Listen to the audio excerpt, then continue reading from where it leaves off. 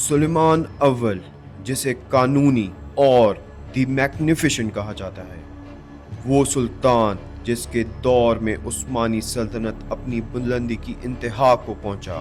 اس نے بلگریڈز، روڈز اور ہنگری کو فتح کیا، صفویت کو ہرا کر میسوپوٹیمیا کو امپائر میں شامل کیا اور نارتھ افریقہ تک عثمانی پرچم لہرایا گیا۔ ہر جنگ اس کے امپائر کو بڑھاوا دے دی، لیکن سلیمان صرف تلوار کا سلطان نہیں تھا۔